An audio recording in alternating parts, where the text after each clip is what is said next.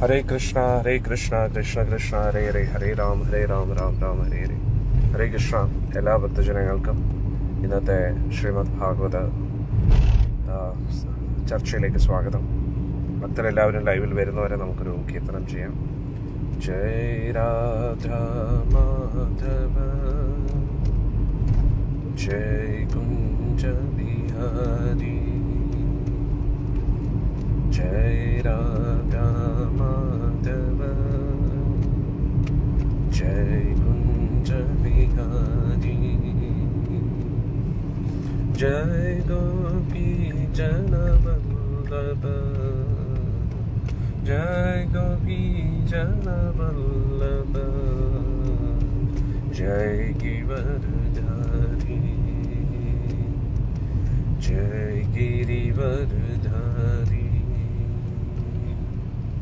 यशोदानंदन व्रजजन रंजन, यशोदानंदन व्रजजन रंजन, यशोदानंदन व्रजजन रंजन, यशोदानंदन व्रजजन रंजन, यमुना तीरावनचारी, यमुना तीरावनचारी, जय कुंज बिहारी, जय कुंज बिहारी. हरे कृष्णा कृष्ण कृष्ण हरे हरे, हरे राम राम राम हरे हरे, हरे कृष्णा कृष्ण कृष्ण हरे हरे, हरे राम राम राम हरे हरे, हरे कृष्ण कृष्ण कृष्ण हरे हरे, हरे राम राम राम हरे हरे. गोलोकेर प्रेमधना हरिनाम संकीर्तन की जय. नमाचार्य श्री हरिदास ठाकुर की जय. श्री प्रभुपाद जी की जय. ओम नमो भगवते वासुदेवाय, ओम नमो भगवते वासुदेवाय, ओम नमो भगवते वासुदेवाय, ओम नमो भगवते वासुदेवाय.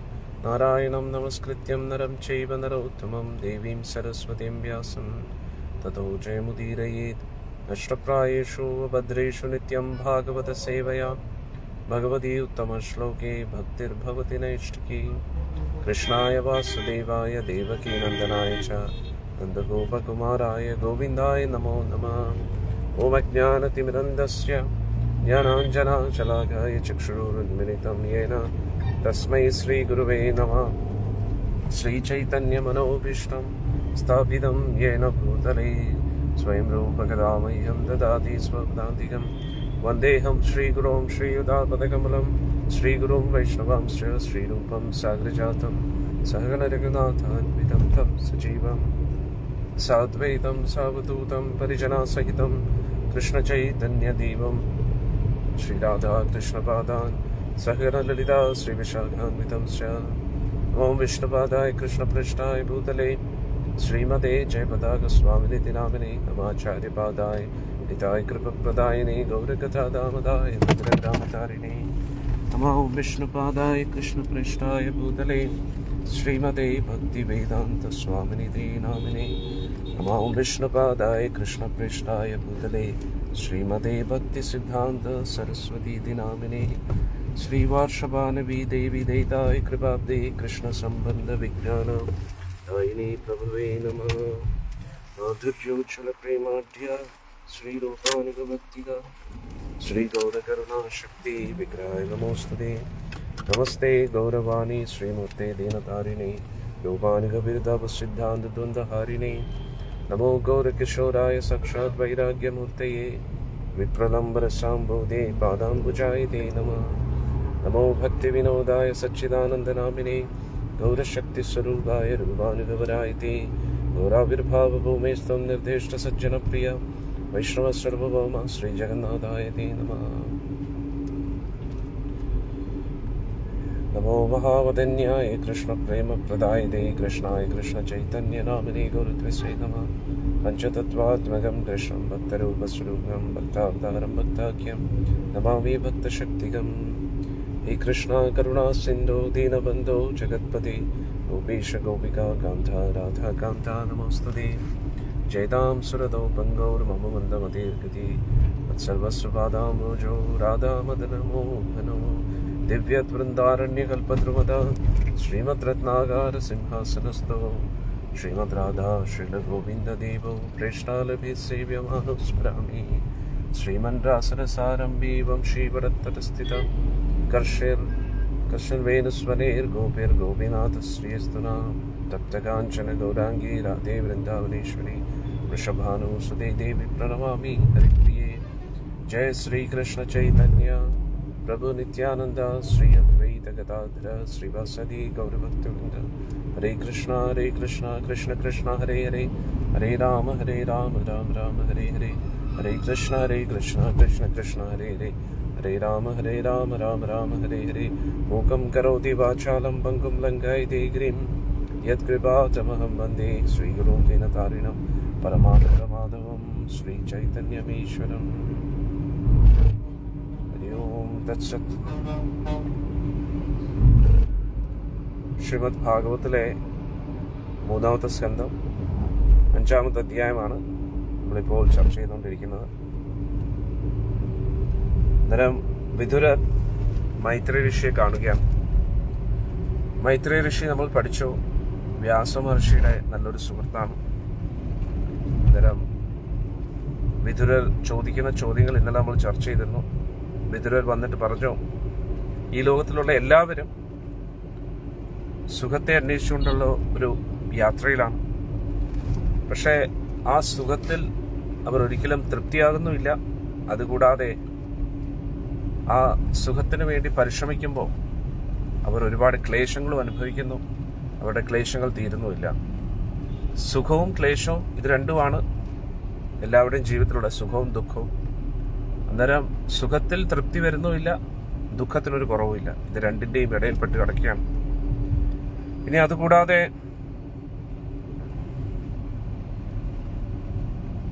കൂടുതൽ ഇതിനുവേണ്ടി പരിശ്രമിക്കുന്നതിനനുസരിച്ച് കൂടുതൽ ദുഃഖിതരായിക്കൊണ്ടേയിരിക്കുകയാണ്. അതുകൊണ്ട് യഥാർത്ഥ സുഖത്തിന്റെ വഴി അങ്ങ് പറഞ്ഞു നൽകുക എന്നാണ് പറയുന്നത്. എന്നാൽ ഇതിന്റെ കാരണവും വിതുരർ തന്നെ പറയുകയാണ്. ജനസ്യ കൃഷ്ണാത് വിമുഖസ്യ ദൈവാത്. ഭഗവാന്റെ കാര്യത്തിൽ താല്പര്യമില്ലാത്തതുകൊണ്ട് മായാശക്തി എന്ത് ചെയ്യുന്നു? അധർമ്മശീലസ്യ. അവരെ കൂടുതൽ അധർമ്മ പ്രവൃത്തിയിലേക്ക് പ്രോത്സാഹിപ്പിക്കുന്നു. അങ്ങനെ കൂടുതൽ സുദുഃഖിതസ്യ. നേരത്തെ ദുഃഖിതരാണ്, കൂടുതൽ ദുഃഖത്തിലേക്ക് പോകുന്നു.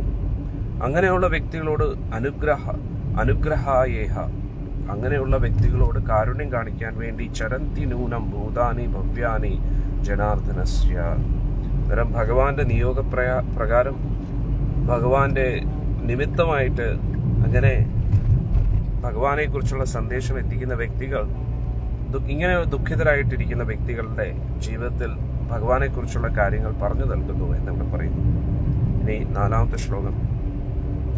തത്സാധു വര്യാദീശവർത്തമാശംന സംരാധിതോ ഭഗവാനേന പുംസാം ഹൃദിസ്ഥിതോ യച്ഛതി ഭക്തിപുതേ ജ്ഞാനം സതത്വാധിഗമം പുരാണം. അങ്ങനെ പറഞ്ഞു, അതുകൊണ്ട് അങ്ങ് കാരുണ്യപൂർവം മഹർഷേ അങ്ങ് ആ ഭഗവാന്റെ അതീന്ദ്രിയ ജ്ഞാനത്തെക്കുറിച്ച് എനിക്ക് പറഞ്ഞു നൽകിയാലും ആ അതീന്ദ്രിയ ജ്ഞാനത്താൽ എനിക്ക് ഭഗവാന്റെ സേവനം ചെയ്യാൻ കഴിയും. അതിലൂടെ എനിക്ക് എൻ്റെ ഹൃദയത്തിലിരിക്കുന്ന പരമാത്മാവിനെയും തൃപ്തിപ്പെടുത്താൻ പറ്റും. പക്ഷേ ആ ഒരു ജ്ഞാനം ഹൃദയത്തിൽ ഭഗവാന്റെ സേവനത്തിലൂടെ പരിശുദ്ധരായിട്ടുള്ള ഹൃദയത്തിൽ മാത്രമേ ആ ഭഗവാനെ കുറിച്ചുള്ള അറിവുകൾ ഉദിക്കൂ എന്നും വിതുരർ മൈത്രി ഋഷിയോട് പറയുകയാണ്. ഇതിനെക്കുറിച്ച് നമ്മൾ ഇന്നലെ പഠിച്ചു. ചേതോ ദർപ്പണമാർജനം, ഭഗവാന്റെ തിരുനാമൊക്കെ ജപിച്ച് നമ്മുടെ ഹൃദയം പരിശുദ്ധമാക്കി അതിനനുസരിച്ച് നമ്മുടെ ഉള്ളിലുള്ള ദാവാഗ്നി ഭൗതിക ആഗ്രഹങ്ങളെക്കുറിച്ചുള്ള ദാവാഗ്നി ശമിക്കുകയും അത് ശമിച്ചു കഴിയുമ്പോൾ നമുക്കൊരു ആനന്ദാനുഭൂതി വർദ്ധിക്കുകയും ചെയ്യും. ഭഗവാനെക്കുറിച്ചുള്ള അറിവുകൾ നമുക്ക് ലഭിക്കും. ആ അറിവിലൂടെ നമുക്ക് നമ്മുടെ ജീവിതത്തിൽ ഒരു ആനന്ദം വരും എന്നുള്ളതാണ്. ഇപ്പോൾ നമ്മൾ ദുഃഖിക്കുന്നതും നമ്മൾ പല പല സുഖങ്ങളുടെ പുറയിൽ പോകുന്നത് എന്തുകൊണ്ടാണ്? അജ്ഞാനത്താലാണ്. അന്നേരം ഭഗവാന്റെ തിരുനാമം ജപിച്ച് നമ്മുടെ ഹൃദയം പരിശുദ്ധമാകുമ്പോൾ നമ്മുടെ ഉള്ളിലുള്ള അനാവശ്യമായിട്ടുള്ള ആഗ്രഹങ്ങൾ മാറും.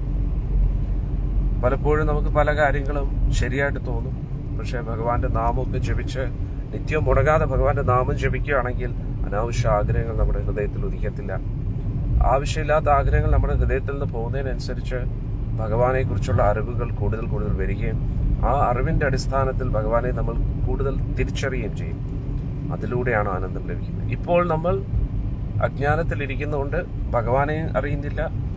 ഭഗവാനെ മറന്നിട്ടുള്ള സുഖഭോഗങ്ങളുടെ പുറമെ നമ്മൾ അന്വേഷിച്ച് എപ്പോഴും നമ്മുടെ ഹൃദയത്തിൽ അങ്ങനെയുള്ള ആഗ്രഹങ്ങളാണ്. പക്ഷെ എപ്പോഴാണോ നമ്മൾ മുടങ്ങാതെ ഭഗവാന്റെ തിരുനാമം ജപിക്കുന്നത്, നിത്യവും ജപിക്കുന്നത്, അങ്ങനെ ജപിക്കുമ്പോൾ നമ്മുടെ ബോധം പരിശുദ്ധമാകുകയും ആ ബോധം പരിശുദ്ധമാകുന്നതിനനുസരിച്ച് നമ്മുടെ ഉള്ളിലുള്ള ദാവാഗ്നി ഇന്നലെ ഞാൻ പറഞ്ഞു, ഇന്നലെ നമ്മൾ ചർച്ച ചെയ്തു. ദാവാഗ്നി എത്രയോ ജന്മങ്ങളായിട്ട് നമ്മൾ ഹൃദയത്തിൽ കാത്തു സൂക്ഷിക്കുന്ന ആഗ്രഹങ്ങളാണ്. എന്നിട്ട് ആ ആഗ്രഹത്തെ പൂർത്തീകരിക്കാൻ വേണ്ടി ഓരോരോ ശ്രമങ്ങൾ നമ്മൾ നടത്തുന്നതിനനുസരിച്ച് നമ്മൾ കഴിഞ്ഞ ശ്ലോകത്തിൽ പഠിച്ചതുപോലെ അതിൽ നമുക്ക് തൃപ്തി വരുന്നതുമില്ല. പക്ഷേ അതുകൂടാതെ പല പല ദുഃഖങ്ങളും നമ്മൾ നേരിടേണ്ടി വരും. പക്ഷെ എന്നിട്ടും എങ്ങനെയാണോ ഒരു തീക്കകത്ത് പെട്രോൾ ഒഴിച്ചു കഴിഞ്ഞാൽ ആ തീ ആളിക്കത്തുന്നത്, അതേപോലെ നമ്മുടെ ഹൃദയം ആളിക്കത്തിക്കൊണ്ടേയിരിക്കുകയാണ്. ആ തീ ആളിക്കത്തുന്നതിനനുസരിച്ച് ഇങ്ങനെ എല്ലാം നശിച്ചുകൊണ്ടിരിക്കുകയാണ്. നമ്മുടെ ജീവിതത്തിലെ എല്ലാ സുഖ സൗഭാഗ്യങ്ങളും നശിച്ചുകൊണ്ടിരിക്കുകയാണ്. നമ്മുടെ സമാധാനം നഷ്ടപ്പെട്ടുകൊണ്ടിരിക്കുന്നു. നമുക്ക് ഒരിക്കലും തൃപ്തി വരുന്നില്ല. അങ്ങനെയാണ് നമ്മുടെ ജീവിതം പോയിക്കൊണ്ടിരിക്കുന്നത്. അന്നേരം ഭഗവാന്റെ തിരുനാമം ജപിക്കാതെ ആർക്കും തൃപ്തിയോടുകൂടി ഇരിക്കാൻ കഴിയില്ല. ഇതാണ് വിതുരർ പറയുന്നത്. അതുകൊണ്ട് വിതുരർ ഇവിടെ പറയുന്നു, ഭഗവാൻ ഈ ലോകത്തിൽ നിന്ന് പോകുന്നതിന് മുമ്പേ ഭഗവാൻ കാരുണ്യപൂർവ്വം പറഞ്ഞു നൽകിയ ആ തീന്ദ്രിയ ജ്ഞാനം അടിയന് പറഞ്ഞു തരൂ എന്നാണ് വിതുരർ പറയുന്നത്. ഇത് നോക്കാം എന്താണ്. കരോതി കർമാണി കൃതാവതാരോ യാനി ആത്മതന്ത്രോ ഭഗവൻ ത്രയാദീശ യഥാ സസർജഗ്ര ഇദം നിരീഹഃ സംസ്ഥാപ്യ വൃത്തിം ജഗതോ വിദത്തേ. മഹർഷി, സാക്ഷാൽ ഭഗവാൻ സ്വതന്ത്രനായ, ആരുടെയും അധീനതയിലല്ലാത്ത, ഭൗതികമായിട്ട് ഒരു ആഗ്രഹവും ഇല്ലാത്ത, എല്ലാവിധ ശക്തികളുടെയും നിയന്താവായ ഭഗവാൻ പലതരത്തിലും അവതാരങ്ങൾ എടുക്കാറുണ്ട്. അദ്ദേഹം തന്നെയാണ് ഈ ലോകത്തെ സൃഷ്ടിക്കുന്നതും എന്നിട്ട് അതിനെ നിലനിർത്തുന്നത് അദ്ദേഹം തന്നെയാണ്. യഥാ പുനാ സ്വേഖ ഇദം നിവേശ്യ ശൈതേ ഗുഹ്യാം സനിവൃത്തവൃത്തി യോഗേശ്വര അധീശ്വര ഏക ഏതാത് അനുപ്രവിഷ്ടോ ബഹുതാ യഥാസീത്. അദ്ദേഹം തന്നെയാണ് എല്ലാവരുടെയും ഹൃദയത്തിലിരിക്കുന്ന പരമാത്മാവ്.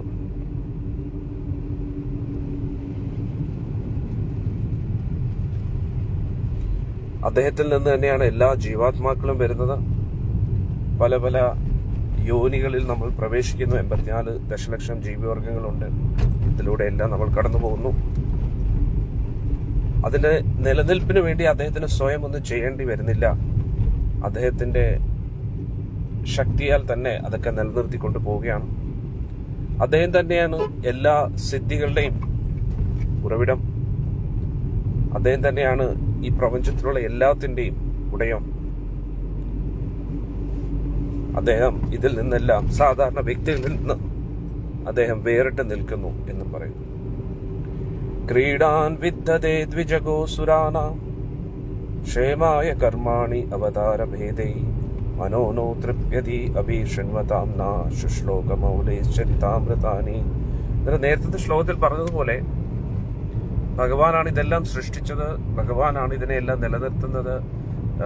എല്ലാ ശക്തികളും വരുന്ന ഭഗവാനിൽ നിന്നാണ്. ഭഗവാന്റെ അംശങ്ങളാണ് ഈ പ്രപഞ്ചത്തിലുള്ള എല്ലാ ജീവജാലങ്ങളും. ഭഗവാന്റെ ശക്തിയാലാണ് എല്ലാ ജീവജാലങ്ങളും പല പല ജീവി വർഗങ്ങളായിട്ട് ജനിക്കുന്നത്. അതുകൊണ്ട് തന്നെ മറ്റെല്ലാവരെക്കാട്ടിയും ഭഗവാൻ വ്യത്യസ്തനാണ്. കാരണം ഭഗവാൻ ഇതിന്റെ എല്ലാം ഉടയവനാണ്.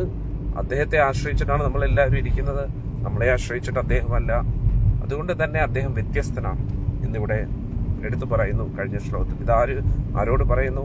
വിദുരർ മൈത്രേയ ഋഷി എടുത്തു. കാരണം എന്താ? ഭഗവാനെ കുറിച്ച് കേൾക്കാൻ ആഗ്രഹമുണ്ട്. എന്ത് കേൾക്കാൻ ആഗ്രഹം?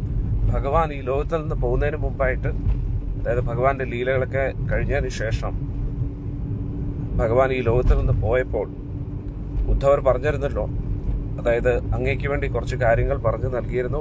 അത് വിദുരർ വരുമ്പോൾ ഇത് പറഞ്ഞു കൊടുക്കണം എന്ന് ഉദ്ധവരോട് ഭഗവാൻ പറഞ്ഞിരുന്നു. അന്നേരം വിദുരർ ചോദിച്ചു, അടിയനത് പറഞ്ഞു നൽകാമോ എന്ന് ചോദിച്ചു. അന്നേരം ഉദ്ധവർ പറഞ്ഞു, മൈത്രേയ ഋഷിയിൽ നിന്നാണ് അങ്ങ് അത് കേൾക്കേണ്ടത്. മൈത്രേയ ഋഷി ഹരിദ്വാർ ആ ഭാഗത്തുണ്ട്, അവിടെ അങ്ങ് ചെല്ലാം. അന്നേരം യമുനാ തീരത്തായിരുന്നു, വൃന്ദാവനത്തിന്റെ ആ ഭാഗത്തായിരുന്നു ഉദ്ധവരെ കണ്ടത്.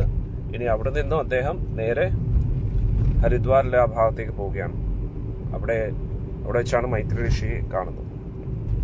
ഇനി അടുത്ത ശ്ലോകത്തിൽ പറയുന്നു, ക്രീഡാൻ വിദ്യതേ ദ്വിജഗോസുരാണാം ക്ഷേമായ കർമാണി അവതാരഭേദേ മനോനാ തൃപ്യതി അഭിശൃണ്വതാംന ശുശ്ലോകമൗലേസ് ചരിതാമൃതാനേ. അങ്ങ് കാരുണ്യപൂർവം ഏറ്റവും ശുഭകരമായിട്ടുള്ള ആ ഭഗവാന്റെ ലീലകളെ കുറിച്ച് വർണ്ണിക്കുക. ഭഗവാൻ എങ്ങനെയാണ് ദ്വിജന്മാരുടെ രക്ഷയ്ക്കായിട്ട്, ദ്വിജന്മാരെന്ന് പറഞ്ഞാൽ ഗുരുവിനെ സ്വീകരിച്ച് ഈ ലോകത്തിൽ ആ സംസ്കാരങ്ങൾ, വൈദിക സംസ്കാരം അനുസരിച്ച് ജീവിക്കുന്നവരെയാണ് ദ്വിജൻ എന്ന് പറയുന്നത്. അന്നേരം പൊതുവെ പല സത്സംഗത്തിലും അടിയിൽ പറഞ്ഞിരുന്നു, ജന്മനാ ജായതേ ശൂദ്ര, ജന്മം കൊണ്ട് നമ്മൾ എല്ലാവരും ശൂദ്രരാണ്. സംസ്കാരേത് ഭവേത് ദ്വിജ, നമ്മൾ വൈദിക സംസ്കാരം സ്വീകരിക്കുമ്പോൾ, ശിക്ഷണങ്ങൾ സ്വീകരിക്കുമ്പോൾ നമ്മൾ എന്താകുന്നു? നമ്മൾ ദ്വിജനാകുന്നു, രണ്ടാമത് ജനിക്കുന്നു. അന്നേരം അങ്ങനെയുള്ള സജ്ജനങ്ങളെ സംരക്ഷിക്കാൻ വേണ്ടിയാണ് ഭഗവാൻ എപ്പോഴും അവതാരമെടുത്ത് വരുന്നത്. സജ്ജനങ്ങളെയും ദേവന്മാരെയും പശുക്കളെയും ഇവിടെ എടുത്തു പറയുന്നു. ഭഗവാന്റെ ഏറ്റവും പ്രിയപ്പെട്ട വ്യക്തികളാണ് ദേവന്മാര്, പശുക്കൾ, പിന്നെ ദ്വിജന്മാർ, സംസ്കാരത്തോടുകൂടി സജ്ജനങ്ങൾ. എന്തുകൊണ്ട് ഇവരെ എടുത്തു പറയുന്നു? കാരണം ഇവരെ രക്ഷിക്കാൻ വേണ്ടിയാണ് ഭഗവാൻ വരുന്നത്. പരിത്രാണായ സാധുനാം വിനാശായ ചതുഷ്കൃതാം. കാരണം ഇവരിലൂടെയാണ്, ഇവര് സുരക്ഷിതരായിട്ടിരിക്കുകയാണെങ്കിൽ ധർമ്മം നിലനിർത്തിക്കൊണ്ടുപോകും. ഉദാഹരണത്തിന്, നമ്മളൊരു ക്ലാസ് റൂമിൽ ടീച്ചർ എപ്പോഴും ശ്രദ്ധിക്കുന്ന ആരെയായിരിക്കും? നന്നായി പഠിക്കുന്ന കുട്ടികളെ ആയിരിക്കും. പഠിക്കാൻ മോശമായിട്ടുള്ള കുട്ടികളെ വേറെ രീതിയിൽ ശ്രദ്ധിക്കുക. അവരെ പഠിത്തത്തിലേക്ക് പഠിക്കാൻ വേണ്ടി പ്രചോദനം നൽകാൻ ശ്രമിക്കും. പക്ഷെ പഠിക്കുന്ന കുട്ടികൾ അവരെ പ്രത്യേകം ശ്രദ്ധിക്കും. കാരണം എന്താ? അവർക്കൊരു ബുദ്ധിമുട്ടുണ്ടാവരുത്. കാരണം അവര് ഇല്ല എങ്കിൽ ബാക്കിയുള്ളവർക്കും പഠിക്കാൻ വളരെ ബുദ്ധിമുട്ടായിരിക്കും. അവരുള്ളിടത്തോളം കാലം എല്ലാവർക്കും പഠിത്തത്തിൽ താല്പര്യം കാണും. പക്ഷെ നന്നായി പഠിക്കുന്ന ആരും ഇല്ല എങ്കിൽ പിന്നെ എന്തായിരിക്കും? ഒരു ഇതല്ലേ. അതുകൊണ്ട് ആ ദ്വിജന്മാരും, സാധുജനങ്ങൾ, പശുക്കൾ, ദേവന്മാർ, ഇവരൊക്കെ സത്വഗുണത്തിന്റെ ആൾക്കാരാണ്. സാത്വിക ഗുണം, അതായത് സജ്ജനങ്ങളാണ് പശുക്കളൊക്കെ. മൃഗങ്ങളിൽ പശുക്കൾ, പിന്നെ മനുഷ്യരിൽ ബ്രാഹ്മണര്, ദേവന്മാര്, ഇവരിലൂടെയാണ് ഈ ലോകത്തിൽ സത്വഗുണം നിലനിൽക്കുന്നത്. ഇവരുടെ സമ്പർക്കത്തിൽ വരുന്ന പശുക്കളുടെ സമ്പർക്കത്തിൽ, ദേവന്മാരുടെ സമ്പർക്കത്തിൽ, അല്ലെങ്കിൽ ബ്രാഹ്മണരുടെ സമ്പർക്കത്തിൽ, സജ്ജനങ്ങൾ, ഭക്തരുടെ സമ്പർക്കത്തിൽ വരുന്നവർക്കെല്ലാം സത്വഗുണം ലഭിക്കും. അന്നേരം സത്വഗുണം ലഭിക്കുമ്പോൾ എന്താവും? സാത്വിക ചിന്തകൾ വർദ്ധിക്കും. മറ്റുള്ളവരെ ദ്രോഹിക്കാനും വിഷമിപ്പിക്കാനുള്ള ചിന്തകൾ വരത്തില്ല. അങ്ങനെ എന്താവും? ഈ പ്രപഞ്ചത്തിന്റെ പരിപാലനം നിലനിർത്തി കൊണ്ടുപോകാൻ പറ്റും. ഇപ്പോൾ ഏതൊരു കാര്യം തുടങ്ങാൻ വളരെ എളുപ്പമാണ്, നിർത്താനും വളരെ എളുപ്പമാണ്. പക്ഷെ നിലനിർത്തി കൊണ്ടുപോകാൻ വളരെ ബുദ്ധിമുട്ടാണ്. ഒരു വിവാഹ ബന്ധത്തിൽ തന്നെ വിവാഹം കഴിക്കുക എന്ന് പറഞ്ഞാൽ വളരെ എളുപ്പമായിട്ടുള്ള കാര്യമാണ്. ആർക്ക് വേണമെങ്കിലും വിവാഹം കഴിക്കാം. വിവാഹം നിർത്താനും വളരെ എളുപ്പമാണ്, ഡിവോഴ്സ് എടുക്കാൻ വളരെ എളുപ്പമാണ്. പക്ഷെ ആ ബന്ധം തുടർന്നു കൊണ്ട് പോകണമെങ്കിൽ സത്വഗുണം വേണം. സത്വഗുണം എന്ന് പറഞ്ഞാൽ എന്താ? അഭിപ്രായ വ്യത്യാസങ്ങൾ ഉണ്ടായാലും സാത്വിക രീതിയിൽ അതിനെ സമീപിക്കുക, അതിനെ സൊല്യൂഷൻ കണ്ടെത്താൻ ശ്രമിക്കുക. അല്ലാതെ എടുത്തുചാടിയുള്ള തീരുമാനങ്ങളും എടുത്തുചാടിയുള്ള സംസാരവും എടുത്തുചാടിയുള്ള ദ്രോഹിക്കാൻ നോക്കുന്നതും, അതുകൊണ്ട് നമ്മൾ അങ്ങോട്ടും ഇങ്ങോട്ടും അടിയും ഇടിയും ഒക്കെ ആയി കഴിഞ്ഞാൽ പിന്നെ തീർന്നു. അത് തമോ ഗുണത്തിലുള്ള പ്രവൃത്തികളാണ്. രജോ ഗുണത്താൽ നമുക്ക് ഇഷ്ടപ്പെടാത്തൊരു കാര്യം വരുമ്പോൾ പെട്ടെന്ന് ദേഷ്യം വരും, എടുത്തു ചാടി എന്തെങ്കിലുമൊക്കെ സംസാരിക്കും. അത് രജോ ഗുണത്തിന്റെ പ്രവൃത്തിയാണ്.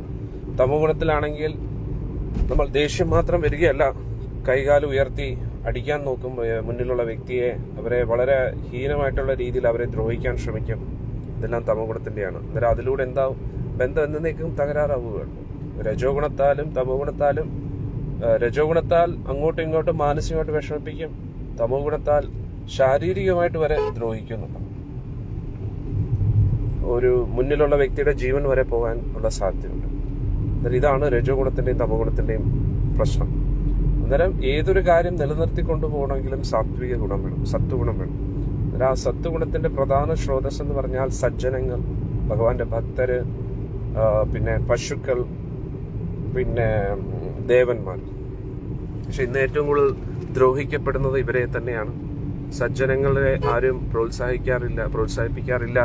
സജ്ജനങ്ങളുടെ നിലനിൽപ്പിന് തന്നെ വലിയ ബുദ്ധിമുട്ടായിട്ടിരിക്കുകയാണ്. പിന്നെ പശുക്കളെ ഒരുപാട് ഹീനമായിട്ട് പീഡിപ്പിക്കുന്നു, അവരെ കൊല്ലുന്നു. ദേവന്മാരുടെ ഉപാസന കറക്റ്റായിട്ട് നടക്കാറില്ല. അവരുടെ ഉപാസന നടത്തുന്നതും അവരെ അവരുടേതായിട്ടുള്ള കാര്യങ്ങൾ നടത്തിയെടുക്കാനാണ്. ദേവന്മാരെ സന്തോഷിപ്പിക്കാൻ വേറെ ഒന്നും ചെയ്യേണ്ട, ഭഗവാനെ ആരാധിക്കുക. വിഷ്ണു ആരാധനയിലൂടെ ദേവന്മാർക്ക് ശക്തി ലഭിക്കും. അതിലൂടെ അവരുടെ സത്വഗുണം നിലനിർത്തും കൊണ്ടുപോകാൻ പറ്റും. അപ്പോൾ ഇടയ്ക്ക് പുരാണങ്ങളിലൊക്കെ കേൾക്കാറില്ലേ, യുദ്ധം നടന്നുകൊണ്ടിരിക്കുന്ന സമയത്ത് ആചാര്യന്മാർ പറയും പെട്ടെന്ന് അസുരന്മാരെ കൊല്ലും, രാത്രിയായി കഴിഞ്ഞാൽ അവരുടെ ശക്തി കൂടും. അതേപോലെ സമയം, കാലം, നമ്മൾ ചെയ്യുന്ന ഓരോ നടപടികൾ, അതെല്ലാം സത്വഗുണത്തെ നിലനിർത്താൻ പറ്റും. സാത്വിക ആഹാരം, രാവിലെ എഴുന്നേറ്റ് ഭഗവാന്റെ തിരുനാമം ജപിക്കുന്ന, ഇതൊക്കെ സത്വഗുണത്തിനെ നിലനിർത്താൻ സഹായിക്കും. അങ്ങനെ സത്സംഗത്തിലൂടെ ഭഗവാനെ കുറിച്ചുള്ള ചിന്തകൾ വർദ്ധിപ്പിച്ച്, അതിനുവേണ്ടിയാണ് നമ്മൾ പ്രചരണം ചെയ്യുന്നതും കീർത്തനം ചെയ്യുന്നതും ഒക്കെ. ഇതിനു വേണ്ടി ലോകം മുഴുവൻ രജോ ഗുണവും തമോ ഗുണത്തിലുമാണ്. ആ രജോ ഗുണത്തിന്റെയും തമോ ഗുണത്തിന്റെയും പ്രഭാവത്താൽ എല്ലാം നശിച്ചുകൊണ്ടിരിക്കുകയാണ്. അന്നേരം ആ രജോ ഗുണത്തിന്റെയും തമോ ഗുണത്തിന്റെയും പ്രഭാവത്തെ നമ്മളെ കൊണ്ട് പറ്റുന്ന രീതിയിൽ കുറയ്ക്കാൻ ശ്രമിക്കുക. അതിനുവേണ്ടി നമ്മൾ എന്ത് ചെയ്യുക? സത്സംഗങ്ങൾ എടുക്കുക, ഭഗവാന്റെ സന്ദേശം കൂടുതൽ പേരിലേക്ക് എത്തിക്കുക, ഗീതാ ഭാഗവത പ്രചരണം ഏറ്റെടുക്കുക, നാമം ജപിക്കുക.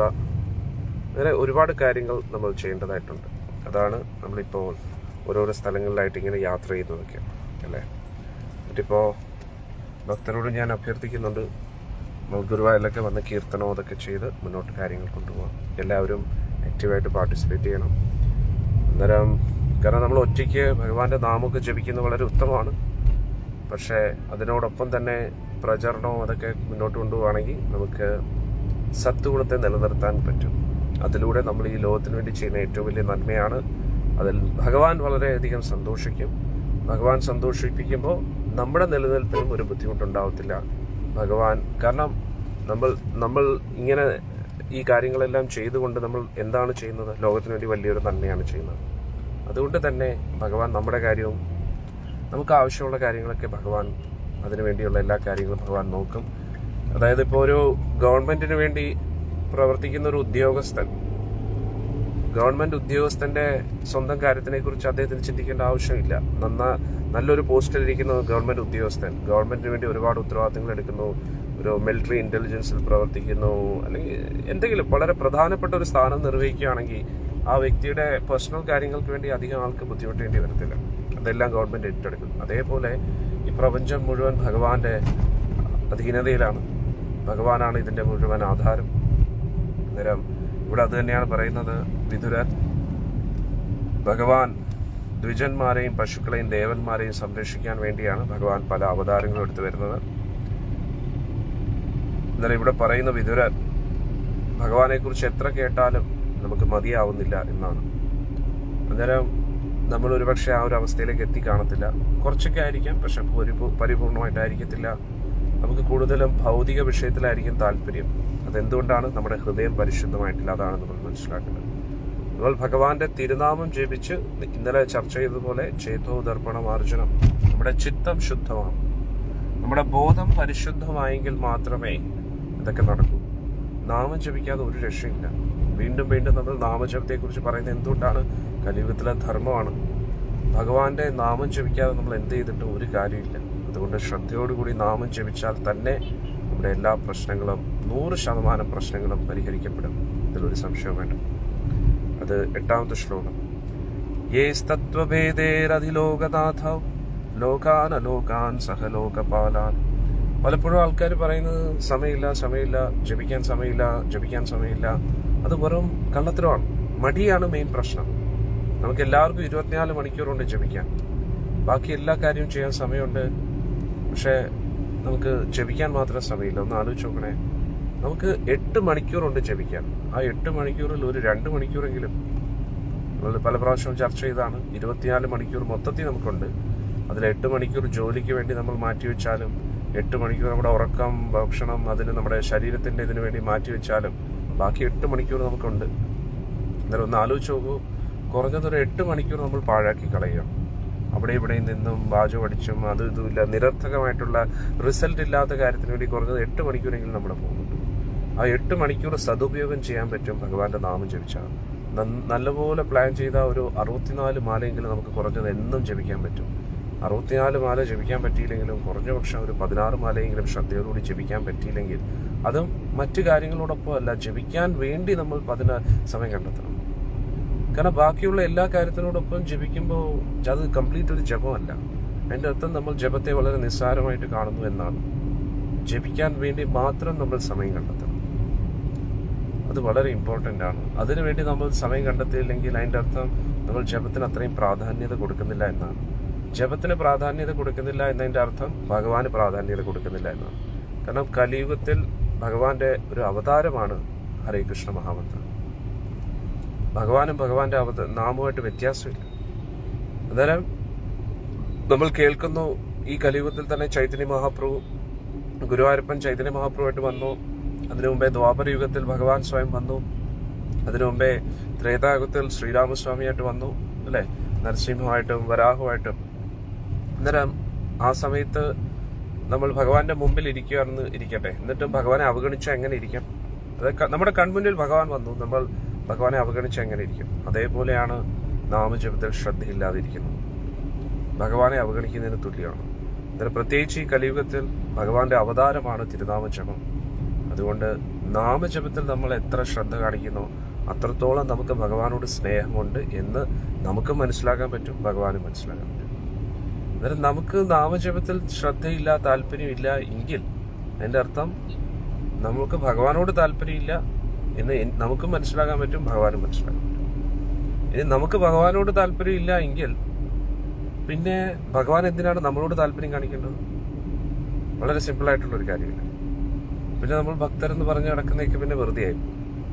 അതുകൊണ്ട് നമ്മൾ ശ്രദ്ധിക്കുക, നാമജപത്തെ ഒരിക്കലും അവഗണിക്കരുത്. നാമജപം എന്ന് പറഞ്ഞാൽ സാക്ഷാൽ ഗുരുവായൂരപ്പനാണ്. ഇവിടെ 8ാമത്തെ ശ്ലോകത്തിൽ പറഞ്ഞു, യസ് തത്വവേദേരതിലോകനാഥോ ലോകാനലോകാൻ സഖ ലോകപാലാൻ അചിക്ലപത് യത്ര ഹി സർവസത്വ നികായ ഭേദോ അധികൃത പ്രദീപ. ഇവിടെ പറയുന്നു, എല്ലാ രാജന്റെയും രാജാവായ, എല്ലാ രാജാക്കന്മാരുടെയും രാജാവായ, ചക്രവർത്തിയായ സാക്ഷാൽ ഭഗവാൻ പല പല ഗ്രഹവ്യൂഹങ്ങളും 14 ലോകങ്ങളും സൃഷ്ടിച്ചിട്ടുണ്ട്. അവിടെയെല്ലാം അവരവരുടെ ഗുണങ്ങൾക്കനുസരിച്ച് ഓരോരോ ലോകത്ത് അവർ താമസിക്കുകയാണ്. അവിടെ പല പല അധികാരികളെയും ഭഗവാൻ നിശ്ചയിച്ചിട്ടുണ്ട് ഓരോരോ സ്ഥലങ്ങളിലായിട്ട്. യേന പ്രജാനാം മുദാത്മകർമ്മ രൂപാ വിധാനം ചഭിതം വ്യധത്ത നാരായണോ വിശ്വശ്രേക് ആത്മയോനിർ ഏതച്ചാനോ വർണ്ണായ വിപ്രവര്യ. ഇവിടെ പറയുന്നത്, ബ്രാഹ്മണ ശ്രേഷ്ഠ, അങ്ങ് കാരുണ്യപൂർവ്വം പറഞ്ഞു നൽകിയാലും സാക്ഷാൽ നാരായണൻ, ഈ പ്രപഞ്ചത്തിന്റെ മുഴുവൻ ആധാരമായ നാരായണൻ, അദ്ദേഹം സ്വയം പര്യാപ്തനാണ്. അദ്ദേഹത്തിന് മറ്റാരുടെ ആവശ്യമില്ല. അദ്ദേഹം ഈ പ്രപഞ്ചത്തെ എങ്ങനെ സൃഷ്ടിച്ചു എന്നും അദ്ദേഹത്തിന്റെ പല പല പ്രവൃത്തികളും രൂപങ്ങളും ഇതിനെക്കുറിച്ച്, അത് ഏതൊക്കെ രീതിയിൽ അദ്ദേഹം ഈ സൃഷ്ടിച്ചു എന്നും സൃഷ്ടിയിലുള്ള ഓരോരോ പല പല സൃഷ്ടിയുടെ ആ ഒരു വെറൈറ്റീസ് എന്തൊക്കെയാണ്, വൈരുദ്ധ്യം, പല പല രീതിയിലുള്ള സൃഷ്ടിയുടെ പല പല തരങ്ങൾ, അത് തരങ്ങളും തലങ്ങളും അത് എന്തൊക്കെയാണ് ഒന്നങ്ങ് പറഞ്ഞു നൽകണമെന്ന് പറഞ്ഞു. ഹരേ കൃഷ്ണ, ക്ഷമിക്കാൻ ഇടയ്ക്ക് നെറ്റ് പോയിരുന്നു. അന്നേരം 10ാമത്തെ ശ്ലോകത്തിലേക്ക് നമുക്ക് കിടക്കുകയാണ്. പരാവരേഷാം ഭഗവാൻ വൃതാനി ശ്രുതാനി മേ വ്യാസമുഖാദവീക്ഷണം അതൃപ്നുമാചുല സുഖാവാഹനം തേഷാം ഹൃദേ കൃഷ്ണകഥാമൃതാൗകാത്. ഇവിടെ പറയുന്നു,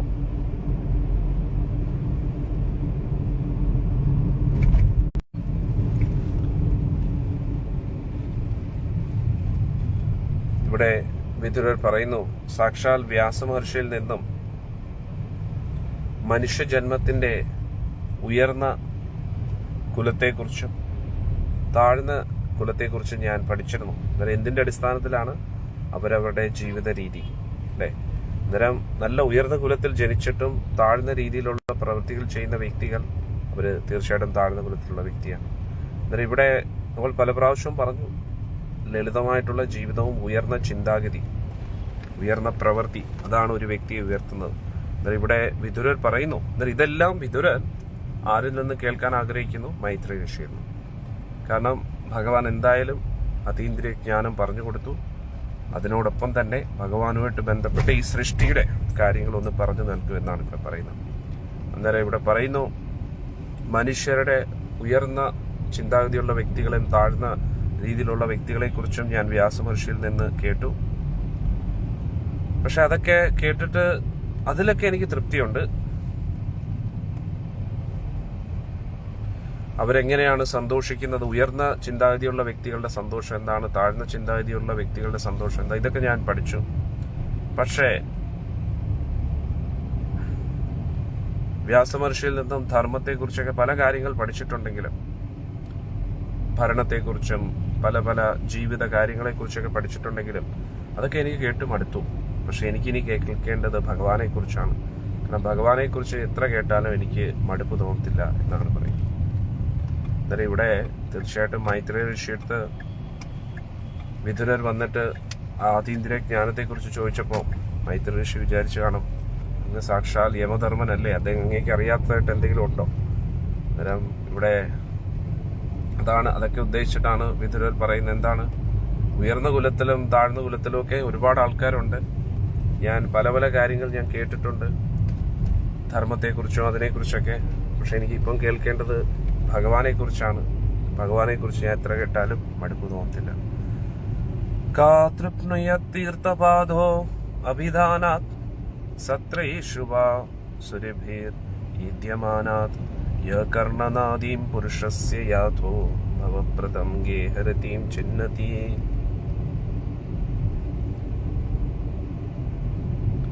ഭഗവാനെ കുറിച്ച് വേണ്ടവോളം കേൾക്കാതെ ഈ ലോകത്തിൽ ആർക്കെങ്കിലും തൃപ്തിയോടുകൂടി ഇരിക്കാൻ കഴിയുമോ? ആ ഭഗവാന്റെ തൃപ്പാദമല്ലേ യഥാർത്ഥ തീർത്ഥസ്ഥലം? ആ തൃപ്പാദത്തെ തന്നെയല്ലേ ഇപ്പം ഒന്ന് ആലോചിച്ചോളൂ. ഏത് സ്ഥലവും ഇപ്പം ഗംഗാജലം തീർത്ഥമായത് എന്തുകൊണ്ടാണ്? ഭഗവാന്റെ പാദം കഴുകിയ ജലം. അതുകൊണ്ടാണ് ഗംഗാദേവി ഇത്രയും പരിശുദ്ധവും തീർത്ഥമായിട്ട് മാറിയത്. ഇനി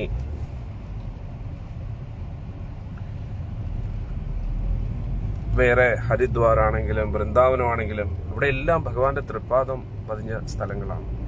എവിടെയൊക്കെ ഭഗവാന്റെ തൃപ്പാദം പതിയുന്നോ അതെല്ലാം തീർത്ഥ സ്ഥലങ്ങളായിട്ട് മാറും.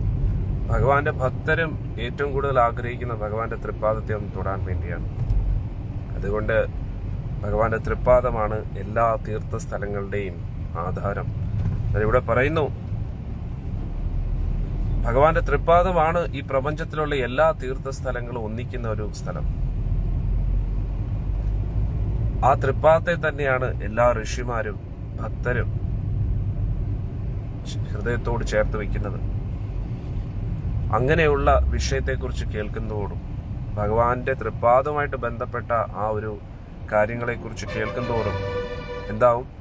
നമ്മുടെ കുടുംബ ബന്ധത്തിനോടുള്ള നമ്മുടെ ആ ഒരു ആസക്തി നശിക്കും. അതും ഹൃദയത്തിലേക്ക് ആ വിഷയങ്ങൾ പോകണമെന്നും നിർബന്ധമില്ല എന്നാണ് പറയുന്നത്, അല്ലേ? നമ്മുടെ ചെവിയുടെ ഉള്ളിലോട്ടൊന്ന് കയറിയാൽ മതി എന്നാണ് പറയുന്നത്. ഭഗവാന്റെ തൃപ്പാദവുമായിട്ട് ബന്ധപ്പെട്ട കാര്യങ്ങൾ അത് പരിപൂർണമായിട്ട് മനസ്സിലാക്കാൻ പറ്റിയില്ലെങ്കിൽ പോലും ചെവിയുടെ ഉള്ളിൽ അശ്രദ്ധമായിട്ടാണെങ്കിൽ പോലും ഒന്ന് കേട്ട് കഴിഞ്ഞാൽ ആ ശബ്ദ തരംഗങ്ങൾ നമ്മളെ പരിശുദ്ധീകരിച്ച് നമുക്ക് അനാവശ്യ കാര്യങ്ങളിലുള്ള ആസക്തികളെയൊക്കെ മാറ്റുന്നു. നോക്കണേ, 12ാമത്തെ ശ്ലോകത്തിലേക്ക് കിടക്കാം. മുനിർവിവക്ഷുർ ഭഗവത് ഗുണാനാം സഖാപിതേ ഭാരതം കൃഷ്ണ യസ്മിൻ നൃണാം ഗ്രാമ്യ സുഖാനുവാദേർ മതിർഗ്രഹീതനു ഹരേ കഥായാം. അങ്ങയുടെ സുഹൃത്തായ കൃഷ്ണദ്വൈപായന വ്യാസമഹർഷി ഭഗവാന്റെ അതീന്ദ്രിയ ലീലകളെക്കുറിച്ച് മഹാഭാരതത്തിൽ വർണ്ണിച്ചിരിക്കുന്നു.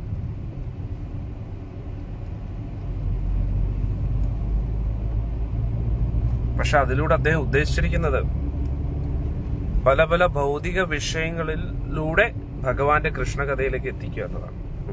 ഇപ്പൊ മഹാഭാരതത്തിൽ എല്ലാവർക്കും മഹാഭാരതം കേൾക്കാൻ ഇഷ്ടമാണ്, എനിക്കും ഇഷ്ടമാണ്. നമ്മൾ ഫസ്റ്റ് അധ്യായം പഠിച്ചു കഴിഞ്ഞു, ആദ്യത്തെ കുറെ ഇൻട്രൊഡക്ഷൻ കഴിഞ്ഞു. ഇനി ഗുരുവായൂരിൽ എത്തിയിട്ട് വീണ്ടും മഹാഭാരതം നമുക്ക് സ്റ്റാർട്ട് ചെയ്യാം, സമയം അനുവദിക്കുന്നതിനനുസരിച്ച്. ഇവിടെ വിതുരർ പറയുന്നു, അന്നേരം വിതുരർ ചോദിക്കുകയാണ്, അങ്ങയുടെ ഭഗവാന്റെ ലീലകളെ എനിക്ക് കേൾക്കാൻ ആഗ്രഹമുണ്ട്. അന്നേരം മൈത്രേഷി വിചാരിച്ചു കാണും, ആ മഹാഭാരതം ഇദ്ദേഹം എഴുതിയിട്ടുണ്ടല്ലോ വ്യാസമഹർഷി. അന്നേരം അതിനെക്കുറിച്ചാണ് ഇവിടെ വിതുരർ പറയുന്നത്. അങ്ങയുടെ സുഹൃത്തായ കൃഷ്ണദ്വൈപായന വ്യാസമഹർഷി മഹാഭാരതം എഴുതി, ഭഗവാനെ കുറിച്ച് എല്ലാം എഴുതി. പക്ഷെ അതിലൂടെ ഉദ്ദേശം എന്താണ്? സാധാരണക്കാർക്ക് പോലും, അതായത് ഭഗവാനുമായിട്ട് ഒരു ബന്ധം ഇല്ലാത്തവർക്ക് പോലും ഭഗവാനിലേക്ക് ഒരു ആകർഷണത്തെ സൃഷ്ടിക്കുക എന്നതാണ്. ഭഗവാനിലേക്ക് എത്തിക്കാനും ഭഗവത്ഗീത പഠിക്കാനും അതിലൂടെ ഭക്തരാക്കി മാറ്റാനുമാണ് മഹാഭാരതം എഴുതിയിരിക്കുന്നത് എന്ന് പറഞ്ഞു. പക്ഷെ ഭാഗവതം എങ്ങനെയാ? ഭാഗവതം ഭക്തർക്ക് വേണ്ടിയുള്ളതാണ്. മഹാഭാരതം എങ്ങനെയാ? എല്ലാവർക്കും വേണ്ടിയുള്ളതാണ്. മഹാഭാരതം പഠിച്ച് എല്ലാവരും ഭക്തിയിലേക്ക് വരാൻ കഴിയും. എന്നിട്ട് അങ്ങനെ ഭക്തിയിൽ വന്നവർക്ക് വേണ്ടിയാണ് ഭാഗവതം. ശ്രദ്ധദാനസ്യ വിവർദ്ധമാനാ വിരക്തിം അന്യത്ര കരോതി പുംസാം ഹരേ പാദാനുസ്മൃതി നിവൃത്തസ്യ സമസ്ത ദുഃഖാഭയം ആശുദത്തേ. ആരാണോ ഭഗവാനെ കുറിച്ച് കേൾക്കാൻ ഔത്സുഖ്യമുള്ളവർ, ശ്രദ്ധദാനസ്യ, ശ്രദ്ധ, ഭഗവാനെ കുറിച്ച് കേൾക്കാൻ ശ്രദ്ധയുള്ളവർ, അവരെന്ത് പറ്റും? വിവർദ്ധമാന, ക്രമേണ വിരക്തി മന്യത്ര. ഇത്ര മനോഹരമായിട്ടുള്ള ശ്ലോകമാണ്. നോക്കണേ, ബാക്കിയുള്ള എല്ലാ കാര്യത്തിനോടും ഒരു വിരക്തി തോന്നും. നമുക്ക് അങ്ങനെയല്ലേ അല്ലേ? കരോതി പുംസാം ഹരേ പദാനുസ്മൃതി. ക്രമേണ ഭഗവാന്റെ തൃപ്പാദത്തെ കുറിച്ചുള്ള സ്മരണ ഹൃദയത്തിൽ വർദ്ധിക്കും. നിർവൃതസ്യ, അതിലൂടെ ഒരു നിർവൃതി അടയവർ, ആനന്ദം. നമുക്ക് മറ്റ് ഒന്നിലും തൃപ്തി വരാത്തൊരു, മറ്റ് എന്തൊക്കെ കാര്യങ്ങൾ നമ്മൾ നേരത്തെ കേട്ടില്ലേ, ഈ ലോകത്ത് പല കാര്യങ്ങൾ നമ്മൾ ചെയ്യാൻ നോക്കിയിട്ട് നമുക്ക് തൃപ്തി വരുന്നില്ല, ഒരു നിർവൃതി വരുന്നില്ല. പക്ഷേ നിർവൃതി വരും. സമസ്ത ദുഃഖ അപ്യായാം. അന്നേരം സമസ്ത ദുഃഖാപയായാം, അതിന്റെ അർത്ഥം എന്താ? എല്ലാ ദുഃഖങ്ങളും നശിക്കും. സമസ്ത ദുഃഖ അപയം, അന്നേരം എല്ലാ ദുഃഖങ്ങളും മാറി. ആശു ദത്തേ, അധികം താമസിക്കാതെ. എത്ര മനോഹരമായിട്ടുള്ള ശ്ലോകമാണ് നോക്കണേ. അതായത് ശ്രദ്ധയോടുകൂടി, നേരത്തെ ശ്ലോകത്തിൽ എന്താ പറഞ്ഞത്? ചുമ്മാ ഒന്ന് കേട്ടാലും ശ്രദ്ധയോടുകൂടി അല്ലാതെ ആണെങ്കിൽ പോലും ഭഗവാന്റെ തൃപ്പാദവുമായിട്ട് ബന്ധപ്പെട്ട കാര്യങ്ങൾ നമ്മുടെ ചെവിയുടെ സുഷിരത്തിനകത്ത് കയറിപ്പോയാൽ എന്താണ് പറയുന്നത്? നമ്മുടെ ആ ചെവിയുടെ ഉള്ളിലോട്ട് എങ്ങനെയെങ്കിലും ഒന്ന് കയറിപ്പോയാൽ തന്നെ എന്താവും? നമുക്ക് നമ്മുടെ വേണ്ടാത്ത ആസക്തികളെല്ലാം നമ്മുടെ ഹൃദയത്തിൽ നിന്ന് പോകുമെന്നാണ് പറയുന്നത്. ഇനി ഇവിടെ പറയുന്നത് എന്താണ്? ശ്രദ്ധദാനസ്യ ശ്രദ്ധയോടുകൂടി കേട്ടാലോ വിവർദ്ധമാന, ഉള്ളിൽ വർദ്ധിക്കും. എന്ത്? വിരക്തിയും അന്യത്ര, മറ്റെല്ലാ വിഷയത്തെക്കുറിച്ചുള്ള വിരക്തി വരും. കരോതി പുംസാം, അങ്ങനെ ശ്രദ്ധയോടുകൂടി ഭഗവാനെ കുറിച്ച് കേൾക്കുന്നവർക്ക് എല്ലാം അന്യ വിഷയങ്ങളിലുള്ള വിരക്തി വരികയും ഹരേ പദാനുസ്മൃതി നിർവൃതസ്യ, ഭഗവാന്റെ തൃപ്പാദം ഹൃദയത്തിൽ ഉറയ്ക്കും. സമസ്ത ദുഃഖാഭയം ആശുദത്തേ, എല്ലാ ദുഃഖങ്ങളും അധികം താമസിക്കാതെ അകലുമെന്നാണ് പറഞ്ഞത്. ഇത് ആരാ വെറുതെ എഴുതിയിരിക്കുകയാണോ? ഇത് അല്ല. ഇവിടെ ആരാണോ ശ്രദ്ധയോടുകൂടി ഭഗവാന്റെ ചരിതം കേൾക്കുന്നത്, ശ്രീമദ് ഭാഗവതം കേൾക്കുന്നത്, എന്നാൽ ഇത് നേരത്തെ മഹാഭാരതത്തെ കുറിച്ചും പറഞ്ഞു. മഹാഭാരതം ഏറ്റവും ഉത്തമമാണ്. പക്ഷെ അതിന്റെ ഉദ്ദേശം എന്താണ്? ഭഗവാന്റെ കാര്യത്തിൽ താല്പര്യം ഇല്ലാത്തവർക്കും ഭഗവാന്റെ കാര്യത്തിലേക്ക് ഒരു താല്പര്യത്തെ സൃഷ്ടിക്കാൻ വേണ്ടിയാണ്. എന്നിട്ട് അതിനുശേഷം ശ്രദ്ധയോടുകൂടി നമ്മൾ എന്താ കേൾക്കേണ്ടത്? ഭാഗവതം കേൾക്കണം. അന്നേരം അങ്ങനെ ഭഗവാനെ കുറിച്ച് കേട്ട് നമുക്ക് മറ്റെല്ലാ വിഷയത്തെക്കുറിച്ചും ഒരു വിരക്തി വരികയും അങ്ങനെ ഭഗവാന്റെ തൃപ്പാദത്തെ സ്മരിച്ചിരിക്കുന്ന വ്യക്തികൾക്ക് എന്ത് പറ്റാം? അവർ ആ അതീന്ദ്രിയ ആനന്ദം സമസ്ത ദുഃഖാഭയം ശുദ്ധത്തെ, എല്ലാ ദുഃഖവും അകറ്റി നിർവൃതസ്യ, ഒരു അതീന്ദ്രിയ ആനന്ദം അനുഭവപ്പെടുമെന്നാണ് 14ാമത്തെ ശ്ലോകം. താൻ ശോച്യാനവിദോ നിശോചേ ഹരേ കഥായാം വിമുഖാനഘേന ക്ഷീണോതി ദേവോ നിമിഷസ്തു യേഷാം ആയുർവൃതാവാദഗതി സ്മൃതിനാം. ഇത്ര മനോഹരമായ ശ്ലോകം നോക്കണേ.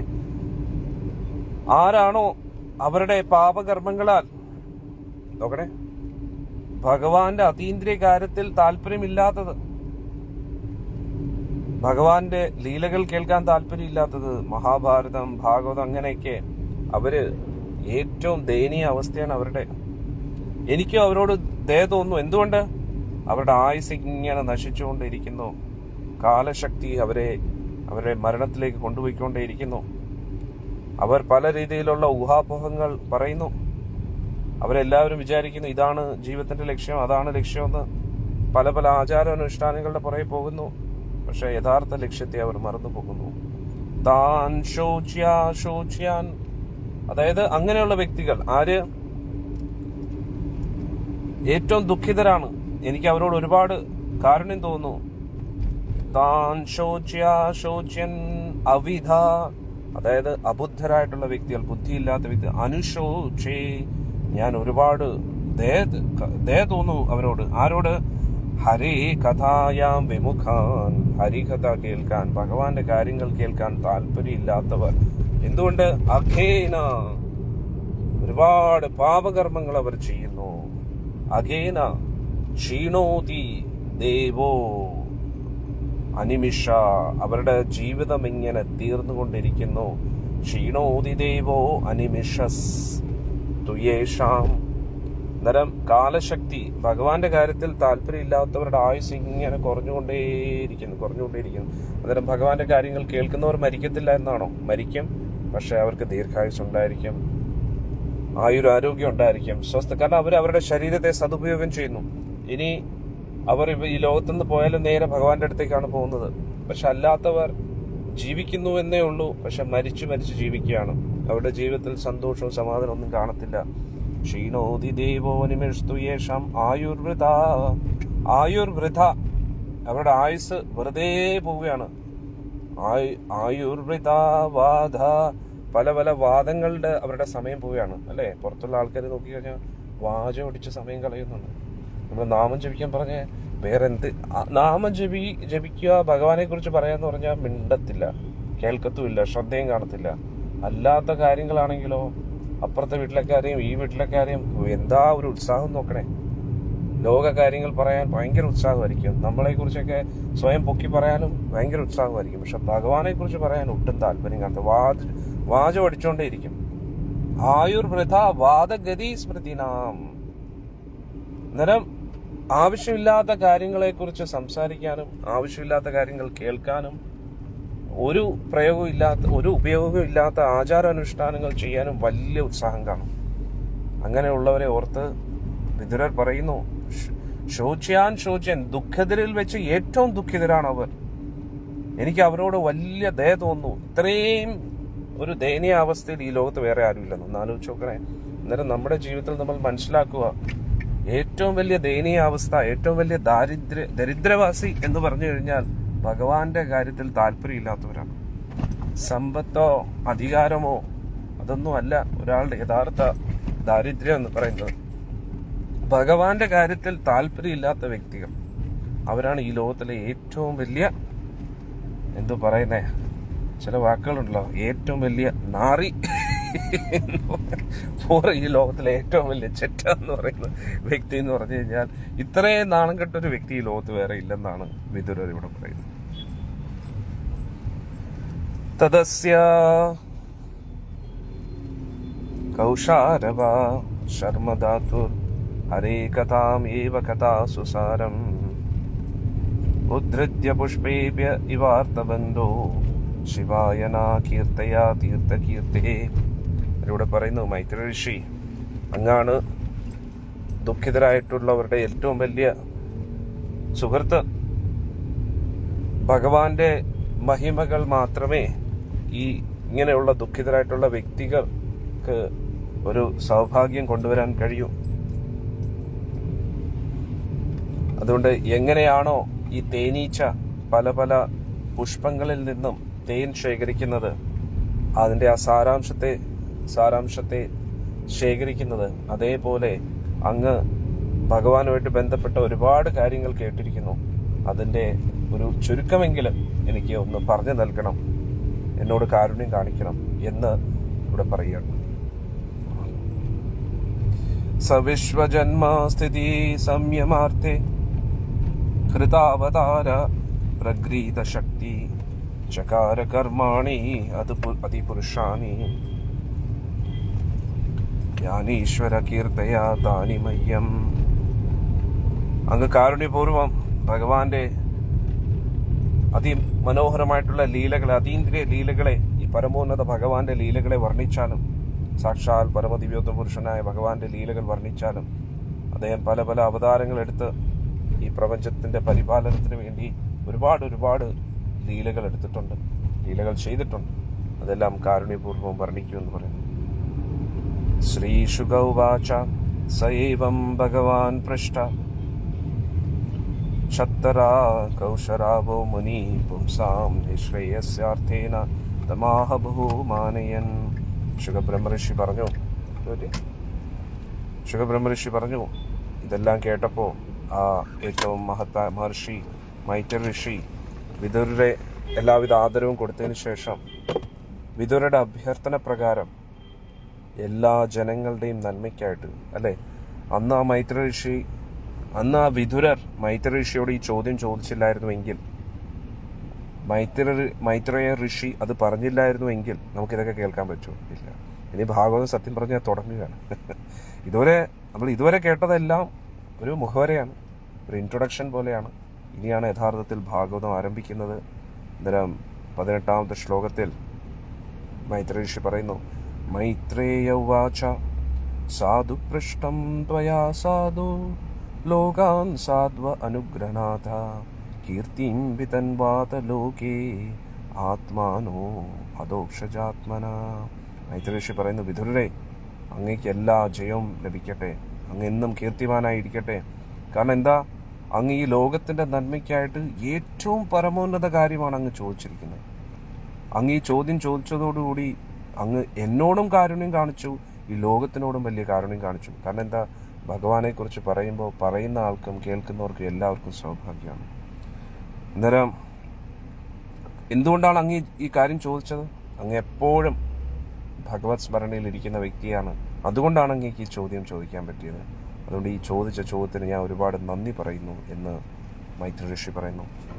ന ഏതത് ചിത്രം ത്വയി ക്ഷത്തർ ബാദരായണ വീര്യജേ ഗൃഹീതോ അനന്യഭാവേന യത്വയാ ഹരിർ ഈശ്വര.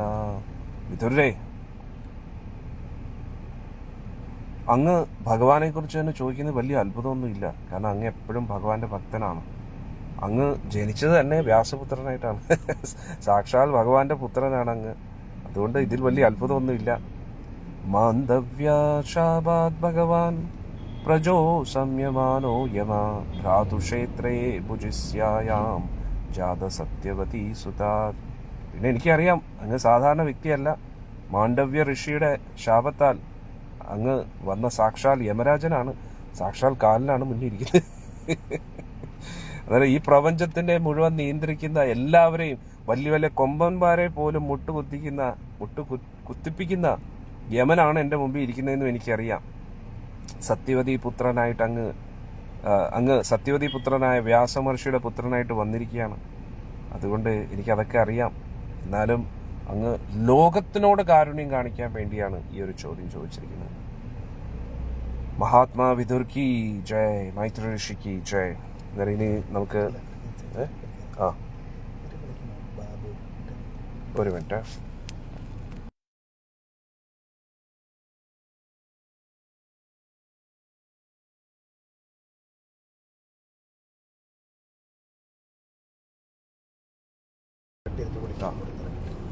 അന്നേരം നാലോചിച്ച് നോക്കൂ, വിതുരൻ എന്ന് പറയുന്നത് സാക്ഷാൽ യമരാജനാണ്.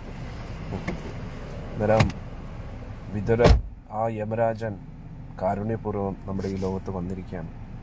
മഹാത്മാ വിതുർ കി ജയ്. അന്നേരം എന്താ പറയുക, ഭാഗവതം എത്ര മനോഹരമാണെന്ന് നോക്കി. അന്നേരം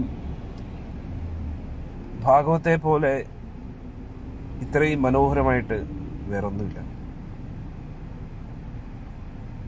ഒരു മാതാജി ചോദിച്ചു, വിതുരരും യുധിഷ്ഠിരും യമധർമ്മന്റെ ഭാഗമല്ലേ? യമധർമ്മൻ സാക്ഷാത്താണ് വിതുരൻ. സാക്ഷാൽ യമധർമ്മൻ തന്നെയാണ് വിതുരൻ. എന്നിട്ട് യമധർമ്മന്റെ മകനാണ് യുധിഷ്ഠിരൻ. മനസ്സിലായി? പക്ഷെ യമധർമ്മന്റെ ഒരു വിസ്തരണമാണ് വിതുരൻ. അന്നേരം ചുരുക്കത്തിൽ നോക്കിക്കഴിഞ്ഞാൽ സാക്ഷാൽ യമരാജൻ തന്നെ. അന്നേരം യമരാജൻ ഒരു ശാപം കിട്ടി മാണ്ഡവ്യ ഋഷിയിൽ നിന്നും. അദ്ദേഹമാണ് അങ്ങനെ വിതുരരായിട്ട് വരുന്നത്. ആ സമയത്ത് അര്യാമനാണ് അവിടെ യമരാജന്റെ ആ ഒരു ഉത്തരവാദിത്തങ്ങളൊക്കെ നോക്കുന്നത്. അര്യാമൻ എന്ന് പറഞ്ഞാൽ പിതൃലോകത്തെ നേതൃത്വം വഹിക്കുന്ന വ്യക്തിയാണ്, ദേവനാണ്. അന്നേരം അര്യാമനാണ് താൽക്കാലികമായിട്ട് യമരാജന്റെ ആ ഒരു റോള് നിർവഹിക്കുന്നത്. ആ സമയത്താണ് വിതുരരായിട്ട് ഇവിടെ വരികയും വിതുരർ വീണ്ടും തിരിച്ചു പോവുകയാണ് യമരാജന്റെ ആ ഒരു പദവിയിലേക്ക്. ഹരേ കൃഷ്ണ. അന്നേരം നമ്മൾ ഇതുവരെ ചർച്ച ചെയ്തു. ഇനി ഭഗവാന്റെ കാരണത്താൽ ഇന്നലെ കാസർഗോഡ് നീലേശ്വരം ക്ഷേത്രത്തിൽ സത്സംഗം ഉണ്ടായിരുന്നു. നല്ല ക്ഷേത്രം. എൻ്റെ വീഡിയോസൊക്കെ ഇനി വരും. പിന്നെ ഗരുഡൻ കാവ് നിങ്ങൾ കണ്ടില്ലേ? ഗരുഡൻ കാവിൻ്റെ വീഡിയോ അപ്ലോഡ് ചെയ്തിട്ടുണ്ട്. അതെല്ലാവരും കാണും, എല്ലാവരും ഷെയർ ചെയ്യുക. അതിമനോഹരമായിട്ടുള്ള ഗരുഡൻ കാവ് ക്ഷേത്രമാണ്. അവിടെ പെരുന്തച്ഛനുമായിട്ട് ബന്ധപ്പെട്ട ഒരു സംഭവം അവിടെ നടന്നിട്ടുണ്ട്. അവിടെ അത് ഞാൻ ആ വീഡിയോയിൽ പറഞ്ഞു, അവിടുത്തെ തിരുമേനി അത് പറഞ്ഞിരുന്നു. എല്ലാവരും അത് കേൾക്കുക, അത് മാക്സിമം ലൈവ് ഷെയർ ചെയ്യുക. അന്നേരം ഗരുഡൻകാവിൽ അവിടെ എന്താ സംഭവിച്ചെന്ന് വെച്ചാൽ, ആദ്യത്തെ ലീലകളൊക്കെ നിങ്ങൾ കേട്ടല്ലോ. ഭഗവാൻ തന്നെ ഗരുഡനോട് അവിടെ ഗരുഡസ്വാമിയുടെ അവിടെ വന്ന് ഇരിക്കാൻ പറയുകയാണ്. പിന്നെ പെരുന്തച്ഛൻ ഒരു ഗരുഡന്റെ ഒരു മൂർത്തി കൊത്തിയെടുത്തു, വിഗ്രഹം. എന്നിട്ട് അവിടുത്തെ ആ രാജാവിൻ്റെ അടുത്ത് എത്തിയപ്പോൾ രാജാവ് കണ്ടിട്ട് പറഞ്ഞു, ഓ, ഇതിന് ജീവനുണ്ടായിരുന്നെങ്കിൽ സൂപ്പറായനെ എന്ന് പറഞ്ഞു. ഓരോ മന്വന്തരത്തിലും വേറെ വേറെ യമദേവനാണോ? അതെ, ഒരു മന്വന്തരത്തിൻ്റെ ഉള്ളിലാണ് ഓരോരോ ദേവന്മാരുടെ പോസ്റ്റ്. അന്നേരം ഇവിടെ ഈ എന്തോ പറയുന്നേ, ഗരുഡസ്വാമിയുടെ വിഗ്രഹം കണ്ടിട്ട് ആ രാജാവ് പറഞ്ഞു, ഇതിന് ജീവനുണ്ടായിരുന്നെങ്കിൽ, ജീവനുള്ളതുപോലെ തോന്നുന്നു, ജീവനുണ്ടായിരുന്നെങ്കിൽ നന്നായനെ എന്ന് പറഞ്ഞു. കാരണം ഇതിന് ജീവനുണ്ട്. ഒരു പതിവ്രതയായിട്ടുള്ള ഒരു സ്ത്രീ ഇതിൽ തൊട്ട് കഴിഞ്ഞാൽ ഉടനെ ഇത് പറക്കുന്നു. രാജാവ് വിചാരിച്ചു പെരുന്തച്ഛൻ കളിക്കുകയാണ്, എന്നെ എന്തോ കളിയാക്കുന്നു ചോദിച്ചു. അപ്പോൾ ഇത് യഥാർത്ഥത്തിൽ പറഞ്ഞില്ലെങ്കിൽ നിന്നെ ഞാൻ കൊല്ലുമെന്ന് പറഞ്ഞു. ഉടനെ പെരുന്തച്ഛൻ പറഞ്ഞു, പെരുന്തച്ഛൻ്റെ ഭാര്യയെ വിളിച്ചു. പതിവ്രതയാണ്. അന്നേരം പെരുന്തച്ഛൻ്റെ ഭാര്യ അതിനെ തൊട്ട ഉടൻ തന്നെ ഗരുഡസ്വാമി പറഞ്ഞു. എന്നിട്ട് വാക്ക് പറഞ്ഞിരുന്നു, അഥവാ ഈ ഗരുഡൻ ഈ വിഗ്രഹം പറക്കുകയാണെങ്കിൽ ഈ വിഗ്രഹത്തിന് വേണ്ടി ഒരു പ്രതിഷ്ഠ ഞാൻ ചെയ്യും, ക്ഷേത്രം നിർമ്മിക്കുന്ന. അങ്ങനെയാണ് ഗരുഡൻകാവ് ക്ഷേത്രം. അതിമനോഹരമായിട്ടുള്ള ക്ഷേത്രമാണ്. എല്ലാവരും സന്ദർശിക്കണം. ഗരുഡൻകാവ് എന്ന് ഗൂഗിളിൽ ഇട്ടാൽ മതി. നമ്മുടെ എന്താ പറയുന്നത്, ആലത്തിയൂരിൻ്റെ അടുത്തായിട്ടാണ് ഗരുഡൻകാവ് വരുന്നത്. എല്ലാവരും സന്ദർശിക്കുക. അതിമനോഹരമായിട്ടുള്ള ലോകത്ത് ഒരേ ഒരു ഗരുഡസ്വാമിയുടെ ക്ഷേത്രമാണ്. അത് നമ്മൾ അപ്ലോഡ് ചെയ്തു. ഇനിയിപ്പോൾ മാഹിയിലെത്തിയിരിക്കുകയാണ് ഞാനിപ്പോൾ. ഒരുപാട് പയ്യന്മാരൊക്കെ ടൂറിന് വരുന്നു. കാരണം കുടിക്കാൻ കിട്ടുമല്ലോ. ഇവിടെ എന്തോ ടാക്സ് ഇല്ല. ഇവിടെ മുക്കിന് നമ്മുടെ മൊബൈൽ കട പോലെയാണ് കള്ളിൻ്റെ കട. സ്വാമിമാർക്കൊന്നും പ്രത്യേകിച്ച് ഉപയോഗമില്ല ഇവിടെ. അന്നേരം ഇപ്പോൾ ഞങ്ങളിവിടെ വന്നിരിക്കുകയാണ്. ഇനി ഇവിടുന്ന് കോഴിക്കോട് പോവുകയാണ്. കോഴിക്കോട് ഒരു ആശ്രമത്തിൽ ഒരു സത്സംഗമുണ്ട്, അതിനുവേണ്ടി പോവുകയാണ്. അവിടെ ഒരു 10-11 മണിക്ക്. പിന്നെ വൈകുന്നേരത്തും കോഴിക്കോട് ഒരു സത്സംഗമുണ്ട്. അതിനുശേഷം ബാക്ക് ടു ഗുരുവായൂർ. ഹരേ കൃഷ്ണ. പിന്നെ ഞാൻ ഇടയ്ക്ക് സത്സംഗത്തിൽ പറഞ്ഞ പോലെ, ഇന്നലെ ഗ്രൂപ്പിലും പറഞ്ഞ പോലെ, ഞായറാഴ്ച പ്ലീസ് ഗുരുവായൂരിൽ വന്ന് പ്രചരണം ചെയ്യണം. വളരെ അത്യാവശ്യമാണ്. ഗുരുവായൂരപ്പന് വലിയ സന്തോഷമായിരിക്കും. പ്രത്യേകിച്ച് തൃശ്ശൂരുള്ള ഭക്തരും എറണാകുളത്തുള്ള ഭക്തരും കാരുണ്യപൂർവ്വം ഇവിടെ വരണം എന്ന്. അന്നേരം ഞായറാഴ്ചകളിൽ വരണം. എന്നിട്ട് കാരണം നമ്മൾ പ്രചരണം വളരെ ഇമ്പോർട്ടൻ്റ് ആണ്. അന്നേരം നിങ്ങൾ വന്ന് കീർത്തനവും ചെയ്ത് പ്രസാദ വിതരണമൊക്കെ ചെയ്തു കഴിഞ്ഞാൽ ഗുരുവായൂരിൽ നല്ലൊരു പ്രചരണമാകും. അന്നേരം നമ്മളെല്ലാവരും ഒന്നിച്ച് ചെയ്യണം. പ്രത്യേകിച്ച് ഗുരുവായൂരിൽ അടുത്തുള്ള ഭക്തരെല്ലാവരും, മലപ്പുറം, കോഴിക്കോട്, അതൊക്കെ ഇവർക്കൊക്കെ വളരെ എളുപ്പത്തിൽ വരാൻ പറ്റുന്ന ഇതാണ് ഗുരുവായൂർ എന്ന് പറയുന്നത്. മാസത്തിൽ ഒരിക്കലെങ്കിലും ദൂരെയുള്ള ഭക്തർ വരണം ഞായറാഴ്ചകളിൽ. അതുകൊണ്ട് എല്ലാ ഞായറാഴ്ചയും തൃശ്ശൂരും എറണാകുളം ഗ്രൂപ്പും മലപ്പുറം ഗ്രൂപ്പും കോഴിക്കോട് ഗ്രൂപ്പും എല്ലാവരും വരണം. ദൂരെയുള്ള ഭക്തരും നിങ്ങൾ ശ്രമിച്ചു കഴിഞ്ഞാൽ തീർച്ചയായിട്ടും വരാൻ പറ്റും. അന്നേരം അത് പല പല ബാച്ചസ് ആയിട്ട് മാറ്റുക. അപ്പോൾ എല്ലാ ഞായറാഴ്ചകളിലും വരാൻ പറ്റിയില്ലെങ്കിലും ഒരു ഞായറാഴ്ച ഇത്രയും പേര്, അടുത്ത ഞായറാഴ്ച ഇത്രയും പേര്, അങ്ങനെ മാറ്റി കുറഞ്ഞ പക്ഷം മാസത്തിൽ ഒരിക്കലെങ്കിലും, മാസത്തിൽ ഒരു സൺഡേ എങ്കിലും എല്ലാവരും വരുന്ന രീതിയിലാകണം. തീർച്ചയായിട്ടും വരണം കേട്ടോ. വളരെ ഇമ്പോർട്ടൻ്റ് ആണ്. ഗുരുവായൂരപ്പൻ ഒരുപാട് ആഗ്രഹിക്കുന്നു. ഞാൻ വെറുതെ നിങ്ങളോട് പറയത്തില്ലെന്ന് അറിയാമല്ലോ. ഇപ്പോൾ ഒന്ന് ആലോചിച്ച് നോക്കൂ. എനിക്കും എൻ്റെ പൂനെയിൽ എൻ്റെ വീട്ടിൽ കുത്തിയിരിക്കാറുന്നു. പക്ഷേ ഞാൻ വലിയ സംഭവമായിട്ട് പറയുന്നില്ല. കുടുംബമൊക്കെ ഉപേക്ഷിച്ച്, ഇതെല്ലാം ഉപേക്ഷിച്ചിട്ട് ഞാൻ എൻ്റെ ജീവിതം ഭഗവാന്റെ സേവനത്തിന് വേണ്ടി മാറ്റിവെച്ചു. എന്നിട്ട് ലോകത്തെ ഏത് ക്ഷേത്രത്തിൽ വേണമെങ്കിലും എനിക്ക് പോകാമായിരുന്നു. പക്ഷേ ഗുരുവായൂരിൽ തന്നെ ഞാൻ വന്നു. എന്നിട്ട് ഈ സത്സംഗം തുടങ്ങി. അതുകൊണ്ടല്ലേ നിങ്ങൾക്ക് എല്ലാവർക്കും ഭക്തിയിൽ വരാൻ കഴിഞ്ഞത്. അന്നേരം എൻ്റെ ജീവിതമെങ്കിലും ഭഗവാന് വേണ്ടി മാറ്റിവെച്ചു. നിങ്ങൾ ഒരു ഞായറാഴ്ചയെങ്കിലും, മാസത്തെ ഒരു ഞായറാഴ്ചയെങ്കിലും ഗുരുവായൂരപ്പന് വേണ്ടി ചെയ്തുകൂടെ, മാറ്റിവെച്ചുകൂടെ? ഇത് ചെയ്തില്ലെങ്കിൽ പിന്നെ നമ്മൾ എന്ത് ഗുരുവായൂരപ്പ ഭക്തരാണ്? പിന്നെ നമ്മൾ എന്താണ് നാമം ജപിക്കുന്നത്, അല്ലേ? അതുകൊണ്ട് എൻ്റെ ഒരു അഭ്യർത്ഥനയാണ്, നിങ്ങളെ കാല് തൊട്ട് ഞാൻ നമസ്കരിക്കുന്നു. ഈ ഒറ്റ കാര്യം നിങ്ങൾ തീർച്ചയായിട്ടും ചെയ്യണം. വേറൊന്നും ഞാൻ പറയുന്നില്ല. ഈ ഒരു ഒറ്റ കാര്യം, മാസത്തിൽ ഒരു ഞായറാഴ്ചയെങ്കിലും ഗുരുവായൂരിൽ എത്തണം. നമ്മൾ അവിടെ സങ്കീർത്തനം ചെയ്യണം. ഗുരുവായൂരപ്പൻ ഇത് ആഗ്രഹിക്കുന്നു. ലോകമെമ്പാടും ഭഗവാന്റെ ലീലകൾ നടന്ന സ്ഥലമാണ്. ലോകമെമ്പാടും നമ്മൾ ഭഗവാന്റെ കാര്യങ്ങളൊക്കെ ചെയ്യുന്നു. പക്ഷെ നമ്മുടെ എല്ലായിടത്തും ഭഗവാന്റെ ലീലകൾ നടന്ന സ്ഥലമാണെങ്കിലും നമുക്ക് ഏറ്റവും പ്രിയപ്പെട്ട നമ്മുടെ ആരാധ്യ ഭഗവാൻ, നമ്മുടെ കുലദൈവം എന്ന് പറയുന്ന ഗുരുവായൂരപ്പനാണ്. അന്നേരം ഹൃദയാംഗതമായിട്ട് നമ്മൾ ഏറ്റവും കൂടുതൽ സ്നേഹിക്കുന്ന നമ്മുടെ ഭഗവാൻ ഗുരുവായൂരപ്പൻ ഇരിക്കുന്ന സ്ഥലമാണ്. അന്നേരം ഭഗവാന്റെ കാരുണ്യത്താൽ നമുക്ക് ഇപ്പോൾ ഇവിടെ ഒരു ആശ്രമമുണ്ട്, ഗോലോകാശ്രമം.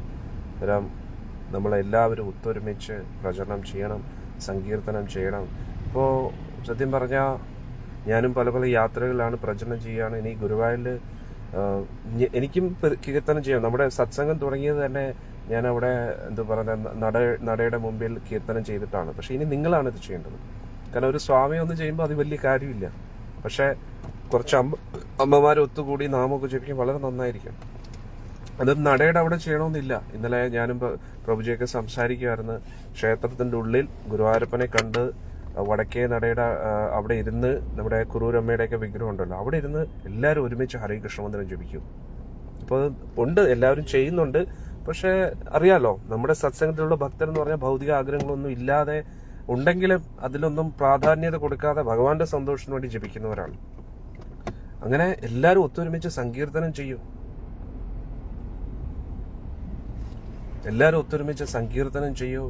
അത് വളരെ നന്നായിരിക്കും. ആ സങ്കീർത്തനത്തിലൂടെ പുതിയ പുതിയ ആൾക്കാർക്കും താല്പര്യം തോന്നും. അവരോടൊക്കെ പറയും ഗോലോക വൃന്ദാവനത്തിനെ കുറിച്ചും ഭഗവാന്റെ തിരുനാമ ജപത്തെക്കുറിച്ചും 4 യമനിയമങ്ങളെക്കുറിച്ചും. അല്ലെങ്കിൽ അവരെന്തെങ്കിലുമൊക്കെ വന്നിട്ട് എന്തിനോ വേണ്ടി, ആർക്കോ വേണ്ടി എന്തൊക്കെയോ ജപിച്ചിട്ടങ്ങ് പോവുകയാണ്. അന്നേരം പ്രചരണം ചെയ്യാൻ ഏറ്റവും ഉത്തമ മാർഗമാണ്. ഗുരുവായൂർ ക്ഷേത്രത്തിൽ എത്രയോ ഭക്തർ വരുന്നു. അവരൊക്കെ പാവങ്ങൾ, അവർക്കൊന്നും അറിഞ്ഞുകൂടാ. നിങ്ങളുടെ കാര്യം നിങ്ങൾക്ക് അറിയാമല്ലോ, അല്ലേ? നമ്മുടെ പ്രഭുപാജിയുടെ കാരുണ്യം നമുക്ക് ലഭിച്ചില്ലായിരുന്നെങ്കിൽ നമുക്കിതൊന്നും മനസ്സിലാവത്തില്ല. അന്നേരം ആ ഒരു കാരുണ്യം ഗുരുവായൂരപ്പ ഭക്തർക്ക് കൊടുക്കുക. ഗുരുവായൂരപ്പനെ സ്നേഹിക്കുന്ന ലോകമെമ്പാടുമുള്ള ഒരുപാട് പേരുണ്ട്. അവരെ എല്ലാം ആ നന്മയുടെ പാതയിലേക്ക് എത്തിക്കുക. കാരണം ഇത്രയും തിരക്കുള്ള ഒരു കൃഷ്ണക്ഷേത്രം കേരളത്തിൽ വേറെയില്ല. അതുകൊണ്ട് പ്രചരണം ചെയ്യാൻ ഏറ്റവും ഉത്തമ മാർഗമാണ്. നമ്മൾ ആൾക്കാരെ കൂട്ടാൻ വേണ്ടിയല്ല, അവരുടെ ജീവിതം നന്നാക്കാൻ വേണ്ടിയാണ്. അല്ലെങ്കിൽ അവരുടെ ജീവിതം എങ്ങും എത്താതെ കൃഷ്ണഭക്തരാണോ എന്ന് ചോദിച്ചാൽ ആണ്. പക്ഷെ എവിടെയെങ്കിലും ആ ഭക്തിയിൽ ഉയരുന്നുണ്ടോ, ഭക്തിയുടെ ആ പ്രാധാന്യത അതൊക്കെ മനസ്സിലാക്കുന്നുണ്ടോ, നാമൊക്കെ ജപിച്ച് എങ്ങോട്ടാ പോകേണ്ടത് ഒന്നും മനസ്സിലാവുന്നില്ല. അതുകൊണ്ട് ജീവിതം നിരർത്ഥകമാകാതിരിക്കാൻ ഇപ്പോൾ നേരത്തെ പറഞ്ഞ പോലെ മഹാത്മാ വിധുരൻ പറഞ്ഞതുപോലെ പ്രചരണം വളരെ ഇമ്പോർട്ടൻ്റ് ആണ്. ഭഗവാന്റെ സന്ദേശം കൂടുതൽ പേരിലേക്ക് എത്തിക്കുക, ഇത് വളരെ ഇമ്പോർട്ടൻ്റ് ആണ്. മാക്സിമം പേരെയും ദീക്ഷയുടെ ആ വഴിയിലേക്ക് എത്തിക്കുക. ദീക്ഷ എടുക്കേണ്ടത് വളരെ ഇമ്പോർട്ടൻ്റ് ആണ്. ഈ ഗൗർ പൂർണിമ സമയത്ത് ദീക്ഷ കൊടുക്കുന്നുണ്ട്. അന്നേരം ഗ്രൂപ്പിലെ ഉള്ള ഭക്തർക്ക്, ദീക്ഷ എടുക്കാൻ താല്പര്യമുള്ള ഭക്തർ തീർച്ചയായിട്ടും ദീക്ഷ എടുക്കുക. ദീക്ഷ എടുക്കാതെ നമ്മൾ ഭക്തി പരിശീലിക്കുന്നതിൽ പ്രത്യേകിച്ച് അർത്ഥമില്ല. അതുകൊണ്ട് ദീക്ഷ എടുക്കേണ്ടത് വളരെ അത്യാവശ്യമായിട്ടുള്ള കാര്യമാണ്. ഇനി ദീക്ഷ എടുത്തു കഴിഞ്ഞാൽ യമനിയമങ്ങൾ തെറ്റിച്ചാലോ? അന്നേരം എന്തിനാണ് വെറുതെ യമനിയമങ്ങൾ തെറ്റിക്കുന്നത്? യമനിയമങ്ങൾ തെറ്റിക്കുന്നത് എന്തിനാണ്? യമനിയമങ്ങൾ തെറ്റിക്കാതെ നമ്മുടെ ജീവിതം ധന്യമാക്കുക. കാരണം ഭഗവാൻ ഇഷ്ടമല്ലാത്ത കാര്യങ്ങൾ നമ്മൾ ചെയ്യാതിരിക്കുക. ഇത്രയും വളരെ സിമ്പിൾ അല്ലേ? അതുകൊണ്ട് ദീക്ഷയൊക്കെ എടുത്ത് ഭഗവാന്റെ കാര്യങ്ങൾ സേവനം ചെയ്ത് മുന്നോട്ട് പോവുക. ചൈതന്യ മഹാപ്രഭുവിൻ്റെ ആ സന്ദേശം കൂടുതൽ പേരിലേക്ക് എത്തിക്കാൻ ശ്രമിക്കുക. നമ്മളെല്ലാവരും ഒത്തൊരുമിച്ച് പരിശ്രമിക്കുക എന്ന് ഞാൻ താഴ്മയായിട്ട് അപേക്ഷിക്കുന്നു. ഒരുപാട് നന്ദി. ഞാൻ ഒരുപാട് കടപ്പെട്ടിരിക്കുന്നു നമ്മുടെ ഗ്രൂപ്പിലുള്ള ഓരോ ഭക്തരോടും. നിങ്ങൾ നൽകുന്ന ആ ഒരു സഹായത്തോടു കൂടിയും നിങ്ങളെല്ലാവരും ഒത്തൊരുമിച്ച് നിൽക്കുന്നതുകൊണ്ടാണ് ഭഗവാനെ കുറിച്ച് ഒരുപാട് പേരിലേക്ക് ഈ സന്ദേശം എത്തിക്കാൻ പറ്റുന്നത്. അന്നേരം ഞാൻ ഞായറാഴ്ചകളിൽ ആശ്രമത്തിലുണ്ടെങ്കിലും ഇല്ലെങ്കിലും നിങ്ങൾ നിങ്ങളുടെ പ്രചരണം കണ്ടിന്യൂ ചെയ്യുക. ഞാൻ ഓരോ സ്ഥലങ്ങളിൽ പ്രചരണം ചെയ്യുമ്പോൾ നിങ്ങളെല്ലാവരും ഒത്തൊരുമിച്ച് ഗുരുവായൂരിൽ പ്രചരണം ചെയ്യുക. അങ്ങനെ നമ്മളൊരു ടീം വർക്കോട് കൂടി മുന്നോട്ട് പോവുകയാണെങ്കിൽ ഒരുപാട്